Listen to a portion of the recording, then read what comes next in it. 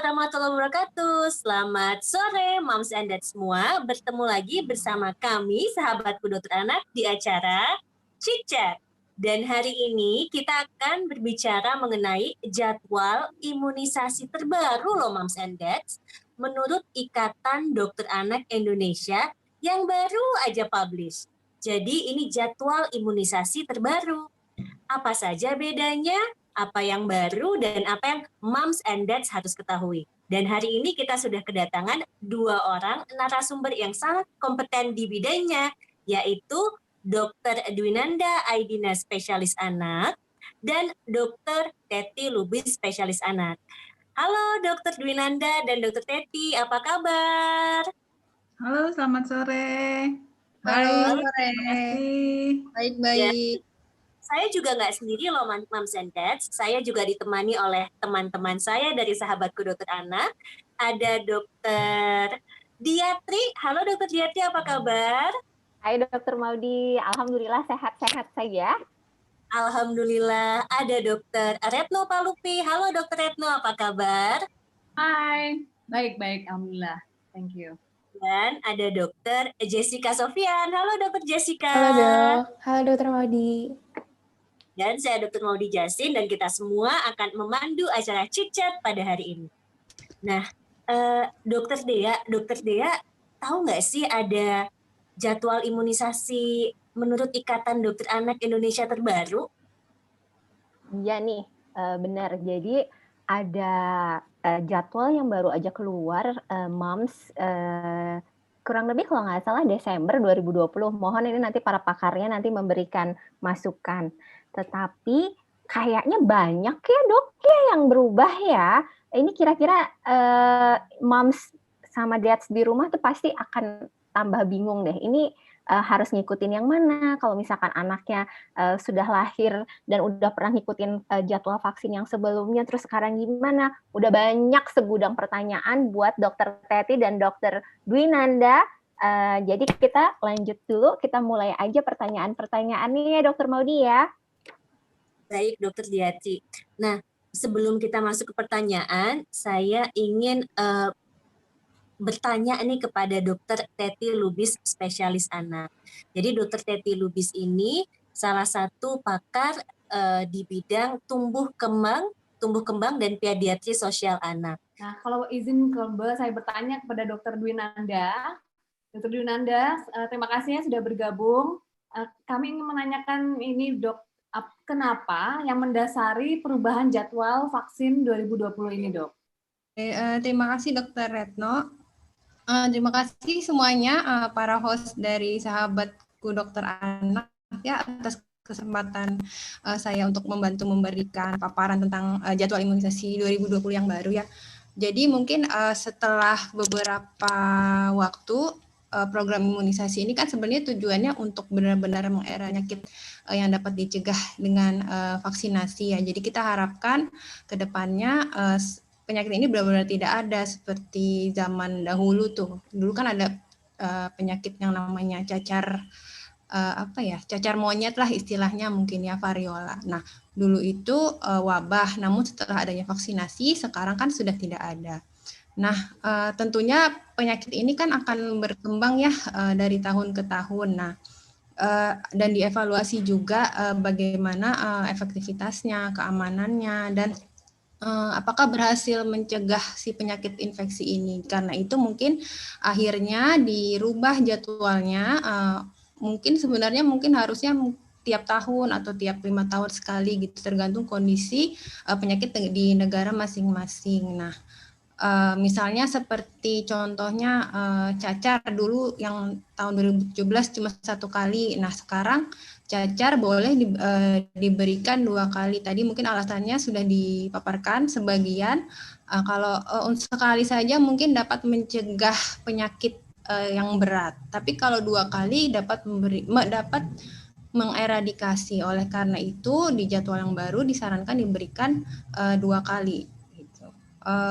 Dan selain itu mungkin yang tahun lalu hepatitis A diberikannya mulai usia 2 tahun, namun yang terbaru ini diberikannya usia 1 tahun karena memang mungkin epidemiologinya anak-anak 1 tahun pun sudah pernah terpapar hepatitis A. Jadi dengan diberikan pencegahan lebih baik, diharapkan penyakit ini dapat dicegah dan bahkan dieradikasi. Seperti itu, dokter. Dokter Dwinanda ya, terima kasih atas paparannya. Jadi intinya adalah perubahan jadwal ini akan membantu untuk supaya anak-anak kita, anak-anak Indonesia terutama, terhindar dari penyakit-penyakit infeksi yang mungkin mengenainya, begitu ya Dokter Dwinanda ya. Nah, Dr. Dwinanda ini saya tadi belum perkenalkan adalah salah satu yang ahli di bidang beliau spesialis anak dan beliau adalah salah satu yang ahli di bidang penyakit infeksi tropis. Jadi beliau menjelaskan sesuai bidangnya dan sangat baik sekali. Oke, setelah ini kita akan masuk ke pertanyaan dari Moms and Dads. Jadi nanti saya, Dr. Diati, Dr. Eno, serta Dr. Jessica akan bergantian menanyakan kepada baik Dr. Teti maupun Dr. Dwinanda mengenai pertanyaan-pertanyaan dari Moms and Dads. Saya mulai dari pertanyaan pertama ya, Dokter. Mungkin pertanyaan pertama saya berikan kepada Dr. Teti dahulu. Dr. Teti ada pertanyaan dari Moms and Dads. Pada imunisasi yang baru dikatakan bahwa pada virus hepatitis B diberikan booster lagi pada usia 18 bulan. Padahal di jadwal dulu nggak ada tuh Dr. Teti. Nah, apakah betul hal ini dapat memberikan imunitas yang lebih baik pada anak saya? Nah, itu pertanyaan dari seorang mama-mama kita. Dr. Teti, silakan jawabannya. Pada jadwal sebelumnya ya itu tidak ada dicantumkan pemberian booster hepatitis B, sedangkan yang baru itu ada. Memang hal ini dilakukan memang untuk meningkatkan kembali imunitas tubuhnya. Dan juga pada pelaksanaannya, vaksin hepatitis B itu sudah sediaan sekarang itu bersamaan dengan vaksin yang lain, yaitu HIB, DPT, dan HB. Jadi memang pemberiannya itu diberikan untuk imunisasi dasarnya itu sampai usia 4 bulan, itu kalau menurut yang terbaru. Kemudian itu boosternya diberikan pada umur 1,5 tahun. Jadi itu bersamaan dengan vaksin lain yang tentunya untuk meningkatkan kekebalan tubuh terhadap hepatitis B ini. Begitu, Dr. Modi. Jelas ya, terima kasih Dr. Teti. Jadi memang barengan paketnya udah ada, satu suntikan imunisasinya dan tentu akan memberikan imunisasi yang lebih imunitas yang lebih baik ya Dr. Dea.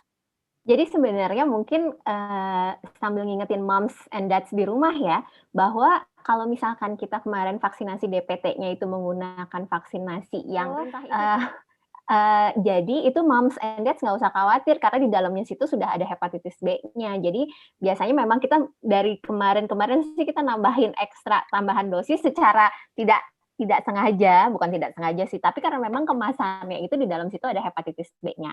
Dan perlu diingatkan lagi kepada moms and dads bahwa kalau vaksin itu ketambahan beberapa dosis atau 1 dosis atau 2 dosis di atas rekomendasi pada saat itu, sebenarnya itu nggak ada masalah. Benar kan ya Dokter Dwinanda ya?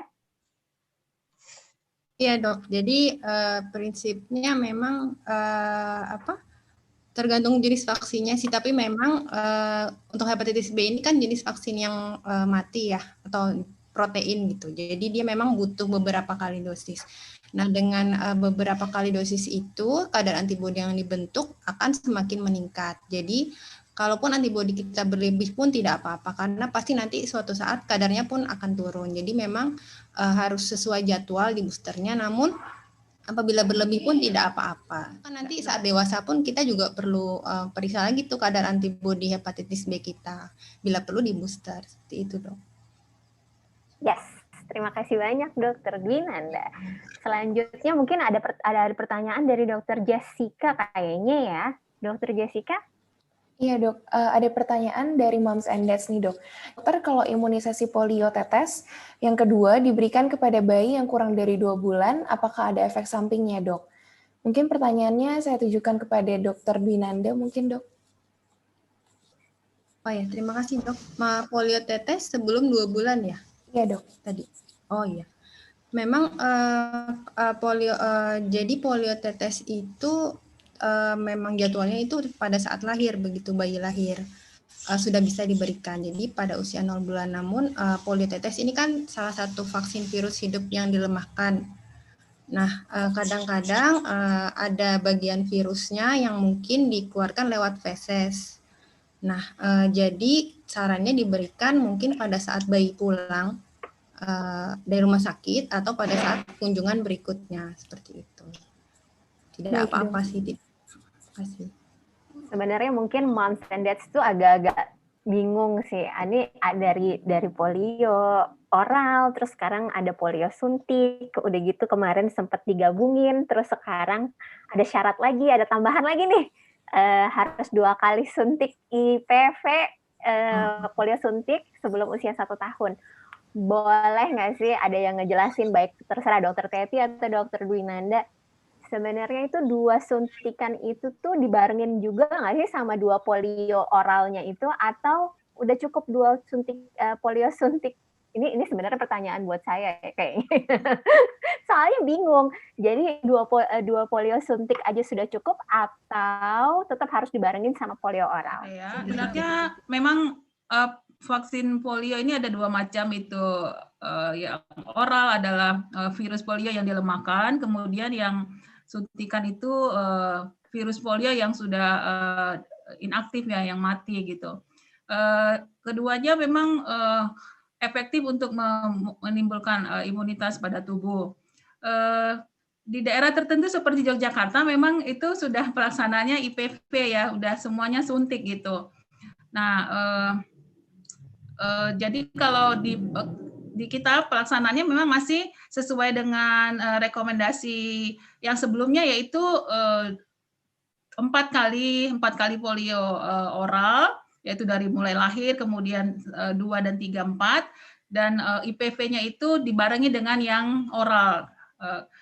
Sementara yang terbaru itu memang sebelum usia 2 tahun tuh diusahakan 2 kali IPV, jadi memang dia dipertimbangkan harus 2 kali pemberian sebelum usia 1 tahun. Sebelum usia 1 tahun. Ngomong-ngomong mengenai polio oral dan polio tetes. Nah, ini ada moms and dads yang bertanya nih. Sebetulnya perbedaan efektivitasnya gimana sih antara polio oral dan polio tetes atau polio oral dengan polio suntik? Nah, gimana tuh Dokter Teti? Ya nanti mungkin bisa ditambahin oleh Dokter Dwinanda ya. Kalau polio oral itu kan jadi memang vaksinnya itu atau lewat pencernaan ya, lewat pencernaan itu akan memunculkan atau menimbulkan kekebalan pada tubuh untuk mencegah infeksi virus polio. Sedangkan untuk yang injeksi itu dia memang langsung berada di sistemik, di darah.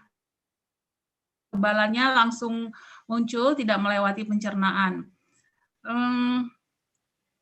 Sebenarnya sama-sama efektif untuk menimbulkan atau meningkatkan kekebalan tubuh kita. Tapi pada pasien tertentu yang dengan mungkin masalah imunitas, itu hati-hati terhadap pemberian yang oral, malah akan bisa membuat terinfeksi oleh kuman virus polio tersebut.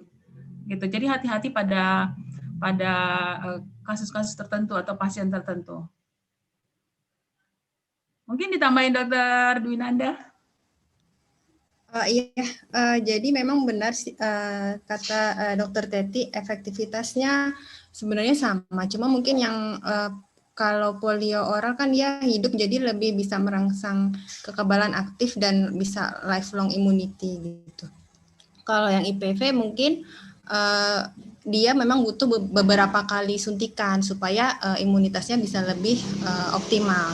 Cuma memang perbedaannya yang polio oral itu, jadi sebenarnya di seluruh dunia pun sudah suntik ya, karena hampir di beberapa negara saja yang masih ada infeksi polio. Nah, jadi negara kita ini sebenarnya masih peralihan, jadi mau berubah antara dari oral ke suntik, namun bertahap. Nah, yang polio oral ini, jadi virus polio ini ada 3 tipe ya. Yang polio oral ini dia terkandung 2 tipe virus. Nah, kalau yang suntik 3 virus. Jadi kayak saling melengkapi seperti itu. Nah, tapi di review lagi ternyata yang pada jadwal 2017 ya, ternyata tidak cukup IPV sekali karena kurang perlindungannya terhadap salah satu tipe. Jadi disarankan ditambah 2 kali. Jadi intinya sih sebenarnya saling melengkapi ya.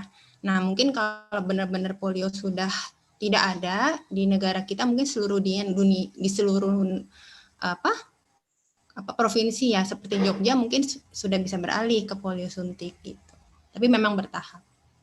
Oh, oke. Jadi sebenarnya kesimpulannya, apakah OPV dan IPV itu berarti bersamaan ya untuk yang jadwal vaksin baru yang 2020 ini? Maksudnya bisa berkesinambungan. Iya, double gitu. Diberikannya bareng-bareng, jadi bukan salah satu kan? Enggak sih, bukan, salah satu aja. Halo, tes. Tapi sebenarnya kalau mau lebih pun boleh ya, tadi seperti prinsip tadi. Jadi diberikan berulang nggak apa-apa asal jadwalnya sesuai. Oke, siap. Jadi karena intinya ingin mentransisi ya antara OPV dan IPV ya. Baiklah. Oke. Dr. Eno silakan, apakah ada pertanyaan Dr. Eno? Oke, pertanyaan berikutnya saya rasa kita tujukan untuk Dr. Dwinanda ya. Dokter, terkait dengan vaksin denggi. Nah, vaksin denggi ini, kami ingin tahu nih Dokter Dwinanda, untuk vaksin denggi bagaimana nih yang tahun 2020? Kami sangat menunggu-nunggu kesimpulan apakah diberikan dan jadwalnya bagaimana, efektivitasnya segala.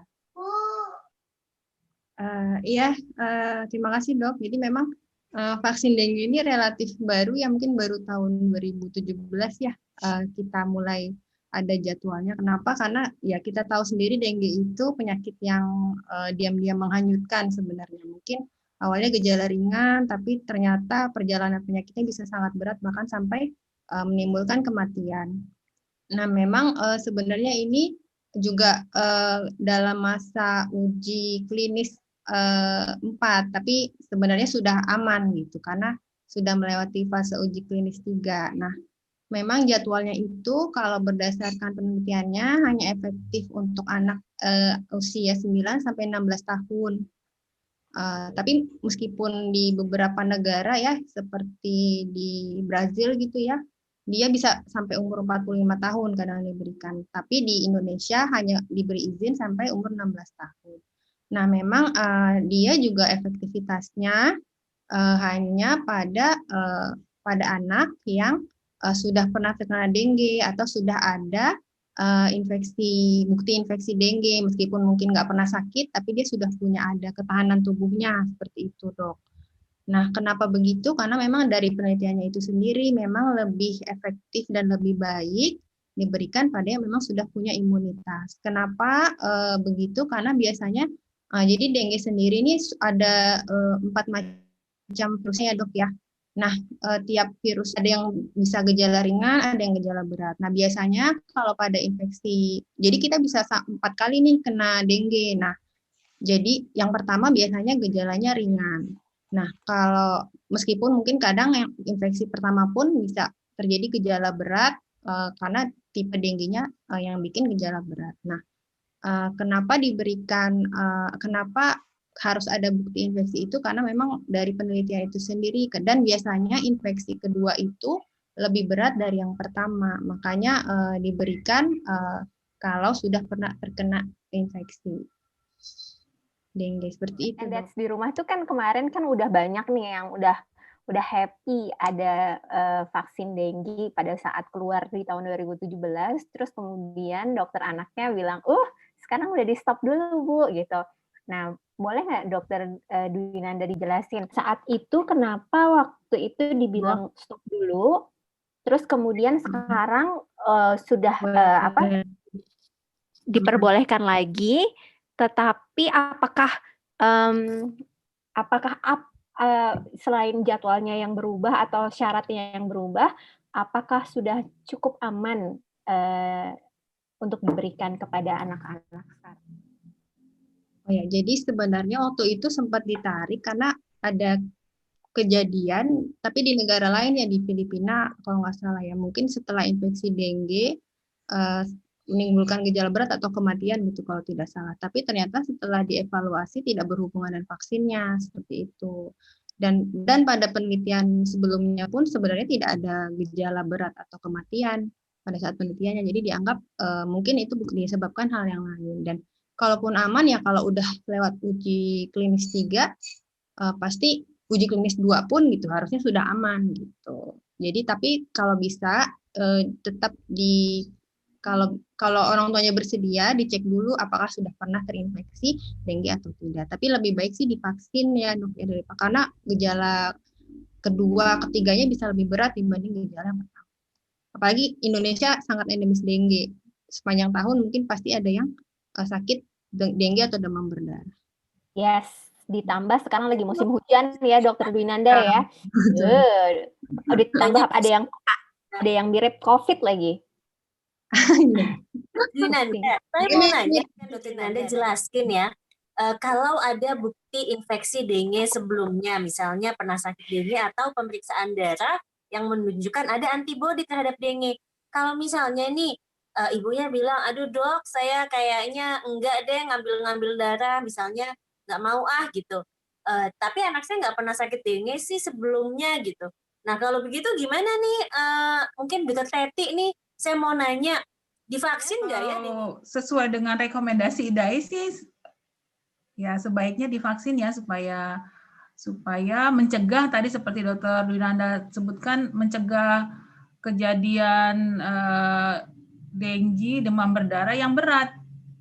Jadi sebaiknya sih harus divaksin. Jadi divaksin ya, walaupun nggak tahu apakah ada, walaupun nggak periksa antibodi atau nggak tahu ada riwayat dengue sebelumnya gitu, Dokter Teti ya? Ya. Baik. Dokter Jessica, silakan, apakah ada pertanyaan lain, Dokter Jessica? Pertanyaan lain dok dari Moms and Dads nih dok, yang mengenai kondisi dari anaknya dok.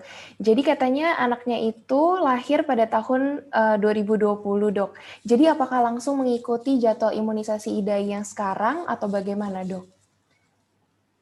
Mungkin dari Dokter Teti ada masukan mengenai tentang orang tua yang ini dok?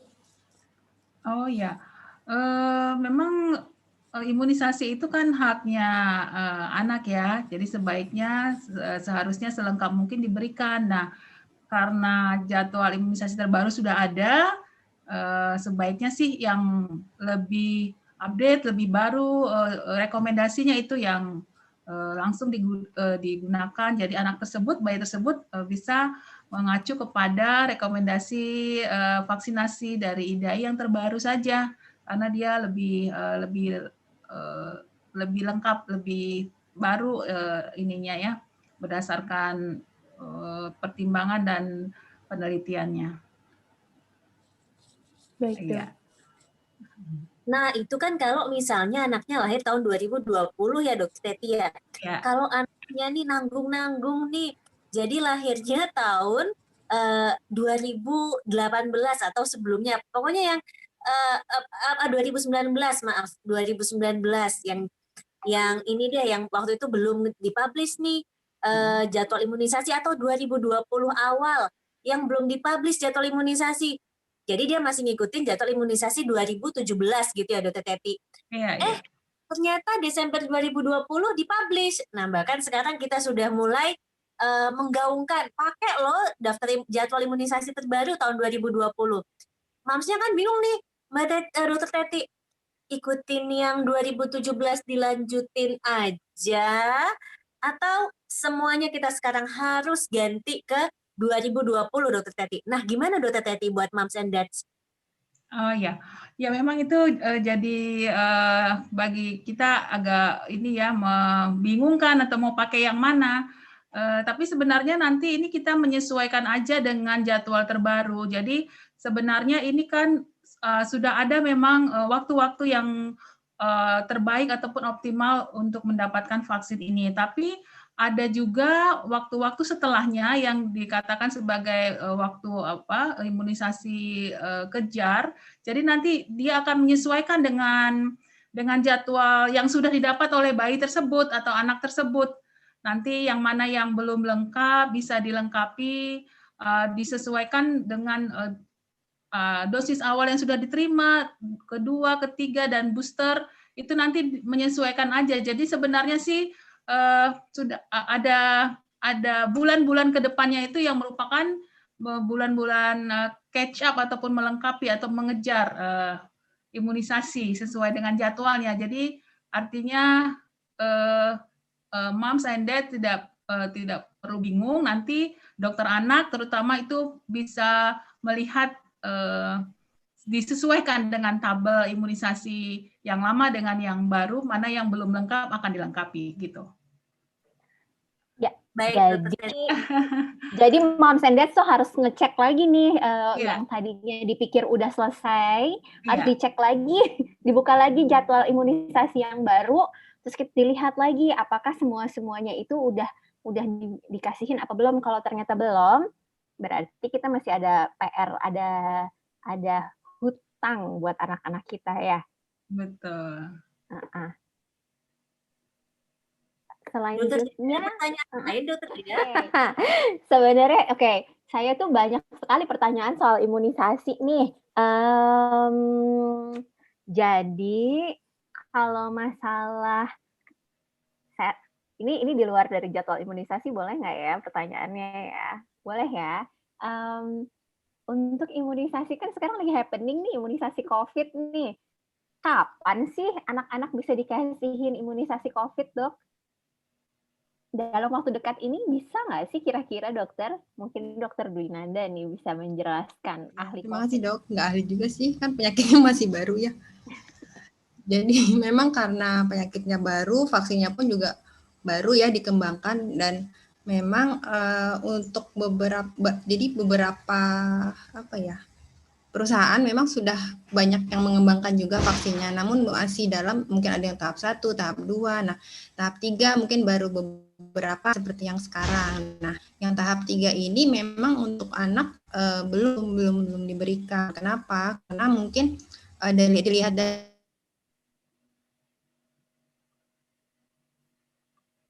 18 hingga 60 tahun gitu. Jadi yang diutamakan yang mereka-mereka dulu yang diuji saat itu. Nah, memang saat ini pun mungkin di negara lain memang ada ujinya untuk anak, namun bertahap, nggak langsung dari bayi sampai 0 sampai 18 tahun dibuat vaksinnya. Tapi lagi dikembangkan untuk bertahap, misalnya remaja dulu dari usia 12 tahun sampai 18 tahun. Kalau nggak salah di Cina lagi dibuat uji vaksin pada remaja seperti itu. Nah, di kita pun sendiri juga butuh bertahap ya dok ya, nggak bisa langsung sehari semua penduduk divaksin, tidak bisa seperti itu. Karena mungkin kebutuhannya banyak, tapi mungkin produsennya terbatas, jadi memang tidak bisa langsung sekaligus divaksin. Bahkan untuk yang sendiri pun butuh jadwal-jadwal berkala seperti itu. Yang penting sebenarnya kan biasanya anak-anak kan kontaknya dari orang tua. Jadi mungkin orang tuanya dulu yang diberikan vaksin, melakukan pencegahan. Nah, dengan cara itu juga diharapkan anak-anaknya pun juga tidak bisa terkena penyakit si COVID itu sendiri. Intinya sih meskipun sudah ada vaksin tetap harus protokol kesehatan ya dok ya. Dan sebisa mungkin tidak kemana-mana, kecuali ada keperluan atau untuk imunisasi ya. Betul banget dokter Windo. Tapi masalahnya anak-anak di Indonesia, kalau kita lihat di jalanan, mereka ada di mana? Ada di jalanan semuanya, lagi main layang-layang. Itu yang bikin aku stres. Jadi ya itu ya PR ya. Jadi memang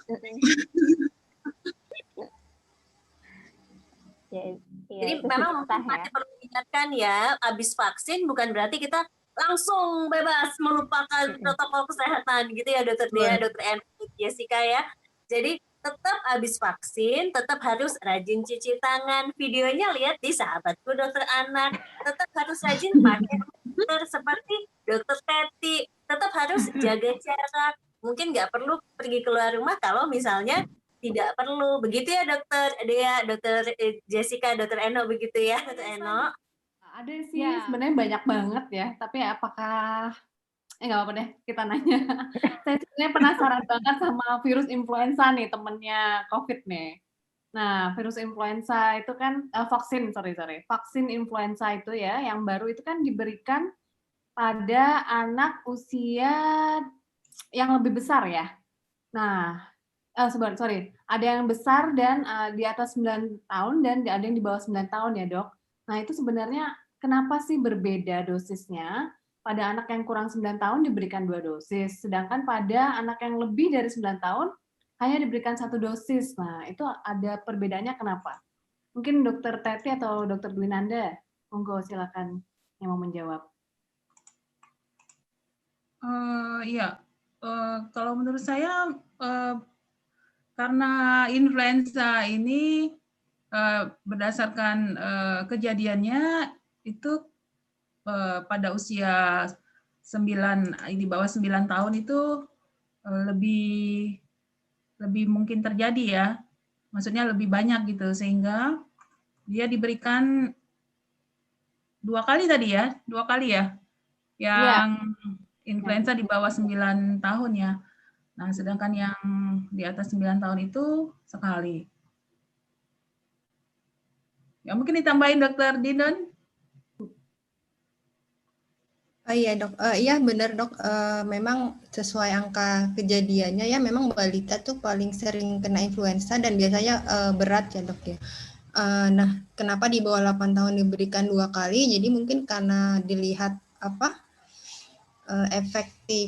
bukan efektivitas ya, reaksi imunnya gitu. Jadi ternyata di usia di bawah 9 tahun butuh istilahnya dosis pertama tuh dosis untuk merangsang kekebalan. Nah, dosis keduanya diberikan untuk menghasilkan antibodi yang optimal seperti itu. Mungkin dari penelitiannya ditemukan ternyata di bawah 9 tahun butuh perangsangan dulu gitu. Jadi dosis keduanya baru diberikan antibodi yang optimal seperti itu. Dan di atas 9 tahun dianggap sekali saja sudah memberikan antibodi yang optimal.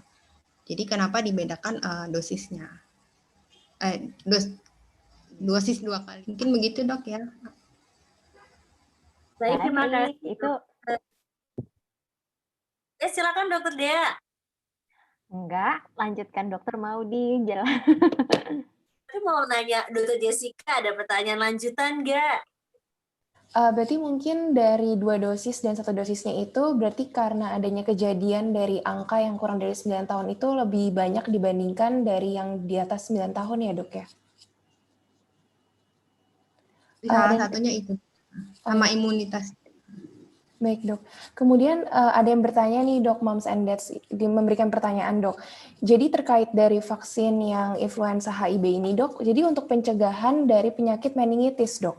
Nah yang peradangan pada selaput otak itu manakah yang lebih efektif dok? Apakah vaksin HIB atau vaksin dari meningokokal dok? Jadi radang selaput otak itu atau meningitis memang penyebabnya macam-macam ya dok ya. Bisa virus, bakteri, jamur. Nah, virus seperti varicella pun bisa bikin infeksi otak meskipun bukan radang selaput otak, atau campak juga bisa bikin infeksi otak.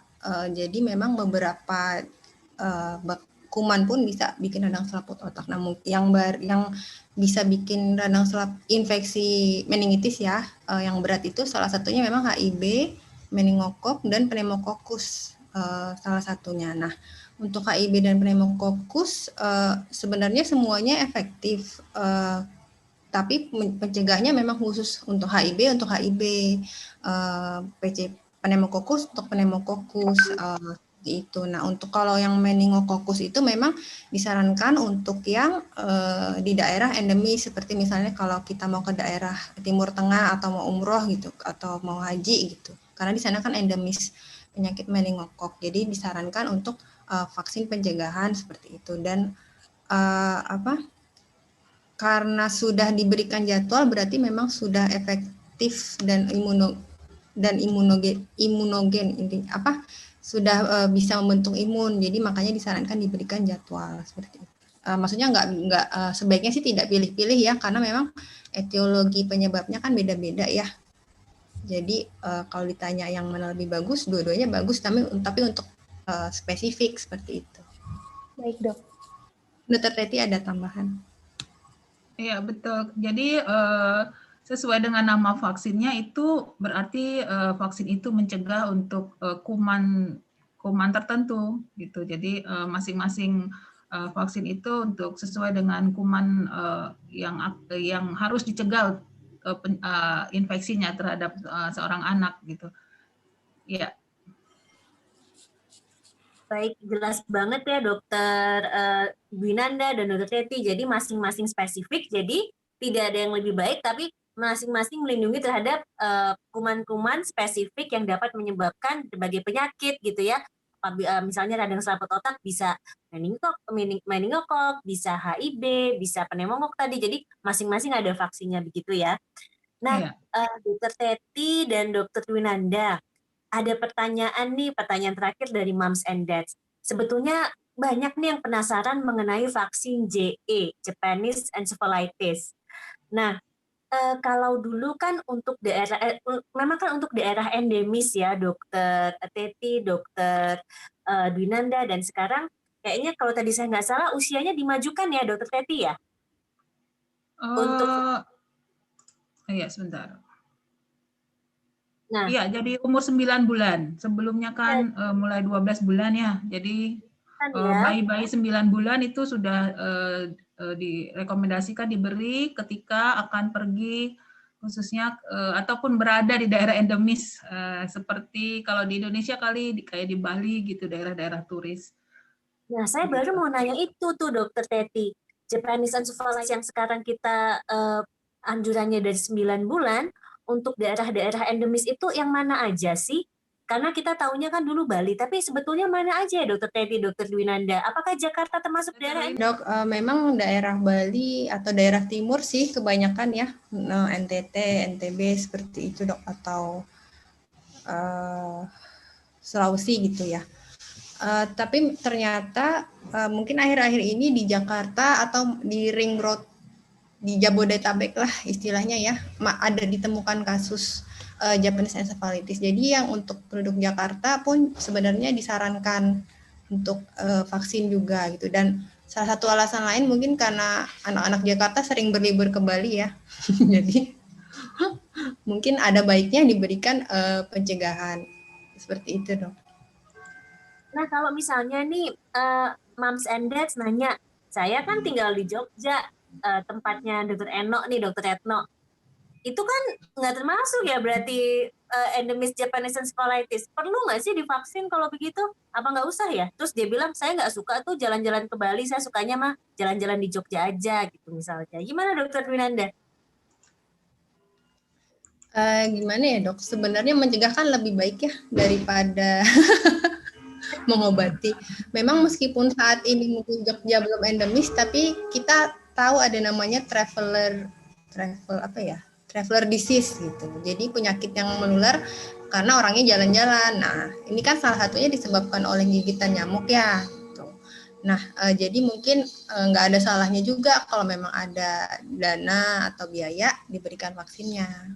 Seperti itu dok. Tapi kalau memang tidak mau karena merasa memang tidak endemis atau tidak ada keperluan pun juga tidak apa-apa. Seperti itu.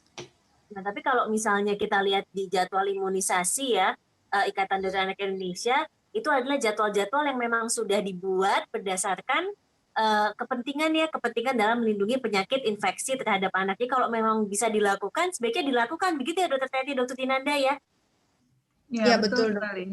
Oh, baik sekali.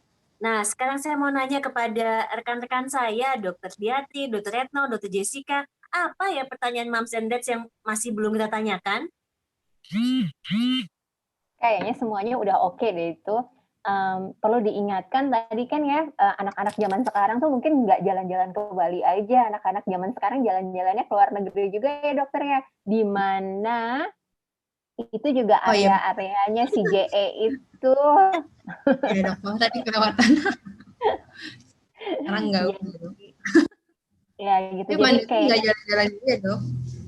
Sekarang sih enggak. Sekarang gara-gara pandemi mikirnya COVID-nya. Cuman masalah mobilitas penduduk itu tuh sekarang kayaknya udah nggak ada batasan ya. Jadi agak-agak susah tuh untuk mengatakan mana area yang endemis, mana yang enggak.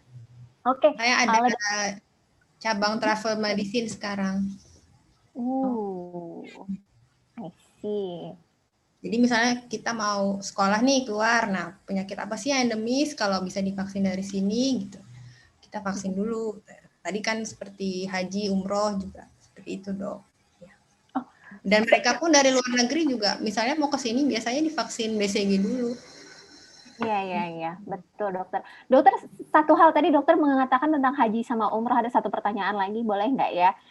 Vaksinasi anak-anak untuk mau berangkat umroh itu yang mana sih dok? Boleh nggak sih dijelasin? Kayaknya moms and dads itu masih agak-agak puyeng soal itu. Karena kalau untuk yang meningokok kayaknya itu yang di asrama haji, dapatnya di asrama haji kayaknya yang buat dewasa ya, dokter ya? Iya, karena mungkin ada jenis vaksin yang memang hanya untuk anak di atas 2 tahun atau di bawah 2 tahun. Jadi memang kalau diberikan di bawah 2 tahun takutnya dia nggak percuma gitu dok, karena nggak bisa menghasilkan kekebalan. Nah, jadi memang sarannya anak di bawah 2 tahun tidak dibawa umroh atau haji seperti itu dok.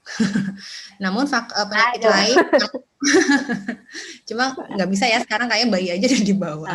Iya. Tidak gitu. Jadi vaksinnya hanya untuk misalnya 2 tahun ke atas gitu. Tapi vaksin penyakit lain mungkin seperti pneumokokus atau influenza yang di sana juga sudah endemis ya, bisa diberikan. Gitu. Kecuali yang meningokok itu memang disarankan 2 tahun ke atas. Belum ada. Mungkin lagi dalam proses. Oke. Karena anak-anak kita banyak loh, bayi-bayi MPASI di sana, coba. Baru pertama kali MPASI di sana. Pusing nggak sih ngejelasinnya? Aduh, ya udahlah ya, anak-anak zaman now semua itu. Itu risiko orang tuanya.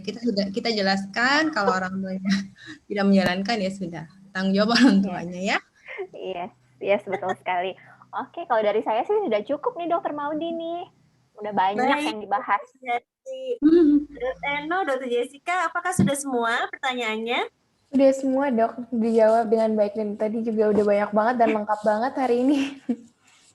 Wow, hari ini kita banyak belajar ya, senang banget nih kita bincang-bincang chit-chat bersama Dr. Teti Lubis, spesialis anak, dan Dr. Dwinanda, spesialis anak, dan kita hari ini bincang-bincang mengenai jadwal imunisasi terbaru dari Ikatan Dokter Anak Indonesia yang dipublish tahun 2020 akhir. Nah, kita sudah sampai ke akhir acara Moms and Dads. Dan sebelum kita tutup acara menarik pada hari ini, saya butuh kata-kata terakhir dari Dr. Teti dan Dr. Dwinanda. Apa pesan-pesan nggak panjang-panjang amat yang buat Moms and Dads? Oh iya, saya akan ingat-ingat pesan-pesan dari Dr. Teti dan Dr. Dwinanda. Silakan Dr. Teti duluan. Ya, pesan saya buat moms and dads, kita ketahui bahwa imunisasi itu adalah hak anak. Jadi kalau orang tua mampu memberikan hak itu, kita usahakan imunisasi terhadap anak kita selengkap mungkin, terutama imunisasi dasar, karena itu semua akan mencegah anak-anak kita untuk menjadi tidak sakit, apalagi mengalami sakit berat, apalagi mengalami kematian, itu kita dapat cegah. Ya, sebaiknya imunisasi tetap diusahakan walaupun pada masa pandemi ini. Terima kasih. Terima kasih Dr. Teti. Beralih kepada Dr. Dwinanda. Dr. Dwinanda, silakan. Terima kasih. Ya, tepat benar sekali ya yang diberikan diinfokan oleh Dr. Teti tadi. Intinya meskipun pandemi kita tetap harus imunisasi. Tentunya pasti semua rumah sakit atau klinik pasti sudah menyiapkan protokol kesehatan dengan baik. Jadi jangan takut. Kalaupun terlambat masih bisa dikejar. Kenapa? Karena nanti kita tidak hanya pandemi COVID saja, tapi nanti kita jadi pandemi penyakit-penyakit lain. Nanti difteri pun sekarang mulai ada lagi, campak mulai masih banyak, seperti itu. Jadi tentunya kita tidak mau ya anak-anak kita sakit.